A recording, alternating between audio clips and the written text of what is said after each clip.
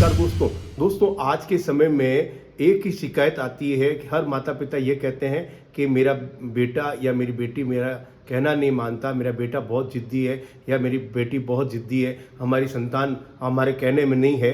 तो दोस्तों ये संतान जो कहने में नहीं रहती है, इसका क्या कारण होता है और ये ज़िद्दी स्वभाव किस कारण होता है? तो दोस्तों अगर हम कुंडली का निरीक्षण करते हैं, कुंडली को देखते हैं तो 5वां भाव जो होता है वो संतान भाव का होता है और 9वां भाव जो होता है वो भाग्य भाव का होता है। तो दोस्तों अगर अपन संतान के बारे में डिसाइड करते हैं तो 5वां और 9वां भाव जो होता है वह दोनों ही संतान के बारे में इंगित करते हैं। दोस्तों मैं हाजिर हूं आपका दोस्त पंडित ललित शर्मा एक नए वीडियो के साथ में। दोस्तों इस वीडियो में हम बात करेंगे संतान को हम बस में कैसे करें या संतान को हम कहने में किस प्रकार से करें। दोस्तों जब संतान धीरे धीरे बड़ी होती है तो वह संतान जो है वो अपने माता पिता का कहना नहीं मानती। इसका एक मुख्य कारण क्या होता है कि कुंडली के अंदर जो माता पिता की कुंडली के अंदर सूर्य और मंगल की स्थिति देखते हैं और वहां पर देखा जाए तो बच्चे की कुंडली के अंदर हम गुरु बृहस्पति की स्थिति देखते हैं कि गुरु बृहस्पति किस प्रकार से यहाँ पर कर रहा है। तो दोस्तों सूर्य और मंगल की स्थिति में अगर कोई बच्चा जिसका सूर्य और मंगल यहाँ खराब होता है तो ऐसा बच्चा जो होता है जिसके देखो माता पिता की कुंडली के अंदर अगर सूर्य उग्रता में होता है, उष्ण होता है और वो अगर संतान भाव पर अगर वो स्थान वो दृष्टि डालता है तो यहाँ पर वो जो उनकी संतान जो होती है वो बड़ी उग्र होती है, जिद्दी स्वभाव की होती है। वह बात में अपने माता पिता को वो नसीहत देना शुरू कर देते हैं और धीरे धीरे वो किशोर अवस्था में आते हैं तो वो अपने माता पिता की हर बात में गलती निकालना शुरू कर देते हैं। अगर इस प्रकार से गलती निकालते हैं तो माता पिता धीरे धीरे उनको डांटते हैं, फटकारते हैं और ये डांट फटकार उनको दूरी का कारण बन जाती है। दोस्तों ये पहली बात मैं बता दूं, मगर ये जो कुंडली में जो सूर्य और मंगल की स्थिति है उसके अनुसार अगर राहु और केतु की स्थिति होती है तो ऐसा बच्चा जो होता है वो जिद्दी होता है और जिद्दी होता है तो वह हर बात जो करता है उसमें जिद करके अपने माता पिता से अपनी बात मनवा लेता है और जब बात मनवा लेता है तो ऐसी स्थिति में देखा जाता है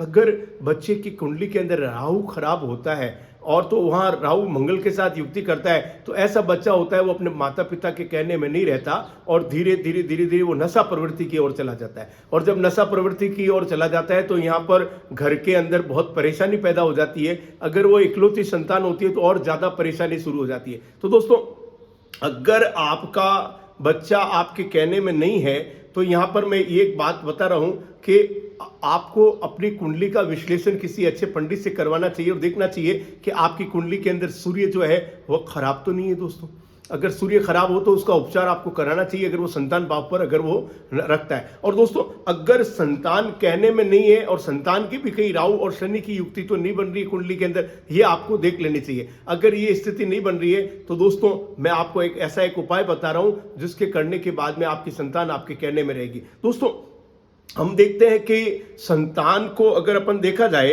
तो आप देखेंगे कि समस्या ये हर एक व्यक्ति के जीवन में आती है कि उसकी संतान उसका कहना नहीं मानती है। मगर दोस्तों अगर हमारे ये समस्या निरंतर बनी रहती है तो घर में पारिवारिक विघटन हो जाता है। हमने ऐसे अभी इस समय में ऐसी चीज़ें देखी कि जिसके अंदर एक अभी मैंने मेरठ की एक न्यूज़ देखी जिसके अंदर एक व्यक्ति की डेथ हो गई और उसकी कोई संतान नहीं थी और संतान 3 बेटियां थी। वो 3 बेटियां जो थी वो बेटी भी उसके फिंडल में नहीं आई और उन्होंने 5,000 रुपये देकर अपने बाप का कह दिया कि इनका जो अंतिम संस्कार आप कर दीजिए। जिस वृद्ध आश्रम में उसके पिताजी रहते थे वहां पर उन्होंने पैसे देकर ये कराया। तो दोस्तों अगर आपकी संतान कहने में नहीं है तो दोस्तों मैं आज आपको एक ऐसा सटीक उपाय बता रहा हूं, ऐसा रामबाण उपाय बता रहा हूं जिसको करने के बाद में आपकी संतान आपके कहने में आ जाएगी। दोस्तों आपको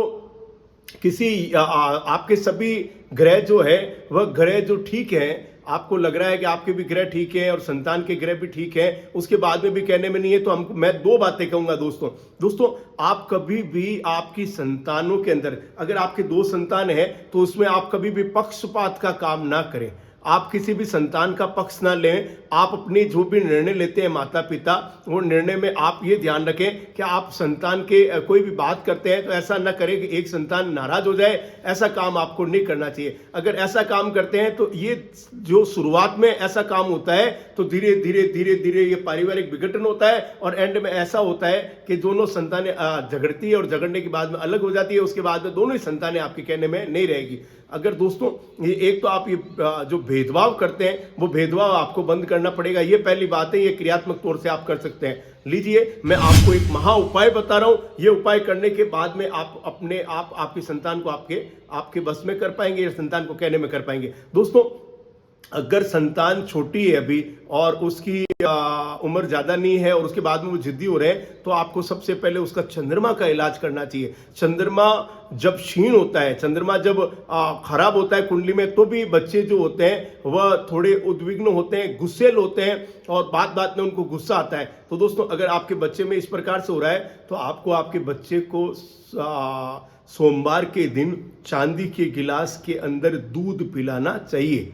अगर लड़की संतान है तो भी, और अगर आपके लड़का संतान है तो भी आपको सोमवार के दिन शाम के समय आपको चांदी के गिलास में दूध पिलाना चाहिए। अगर आप संतान अगर चंद्रमा पूर्णिमा का हो तो उस दिन तो आपको निश्चित तौर पर यह दूध पिलाना चाहिए। अगर पूर्णिमा को सोमवार नहीं हो तो भी कोई दिक्कत नहीं, पूर्णिमा को दिन भी आपको दूध पिलाना चाहिए। तो दोस्तों, ये आप लगभग 7 बार कर लें। 7 बार इस प्रकार से करें, सोमवार भी कर सकते हैं और पूर्णिमा को भी कर सकते हैं। 7 बार ऐसा करेंगे तो आपकी संतान जो है वो आपके कहने में आएगी, क्योंकि चंद्रमा जो होता है वो सोचने समझने की शक्ति देता है। चंद्रमा अगर खराब होता है तो मानसिक विकार उत्पन्न करता है, मानसिक विकार उत्पन्न करता है तो यहाँ विघटन की स्थिति चंद्रमा लाता है। तो दोस्तों, ये पहली बात है। दूसरी बात है कि आप नकारात्मक ऊर्जा आपके घर के अंदर, राहु मंगल की जो ऊर्जा आती है वो ऊर्जा को दूर करें। आपकी कुंडली के अंदर भी इस प्रकार से ऊर्जा हो तो आपको दूर करना चाहिए। आपको मिस्त्री का एक उपाय बता रहा हूं। रविवार को छोड़कर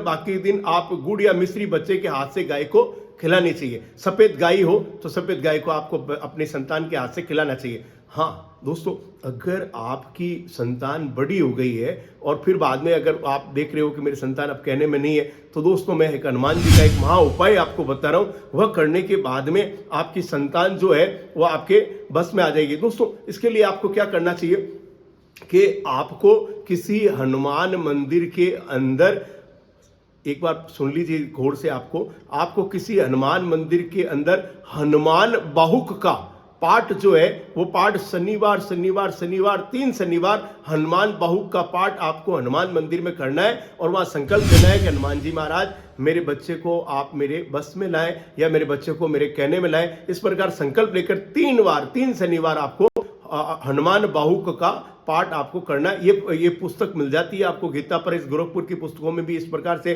5 रुपए की पुस्तक आती है, वो आपको मिल जाएगी। आप ये निश्चित तौर पर लाल आसन पर बैठकर इसका पाठ करना।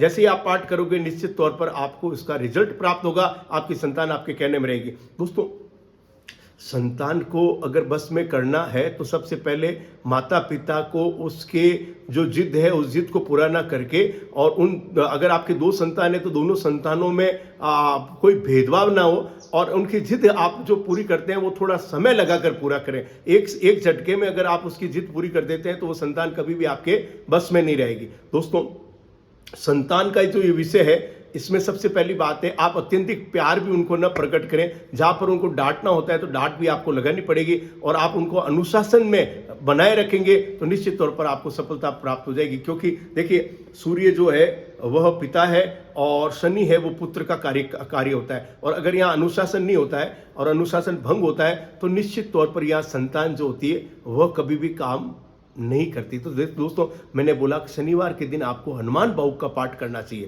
दोस्तों, मैंने ये बात आपको बताई।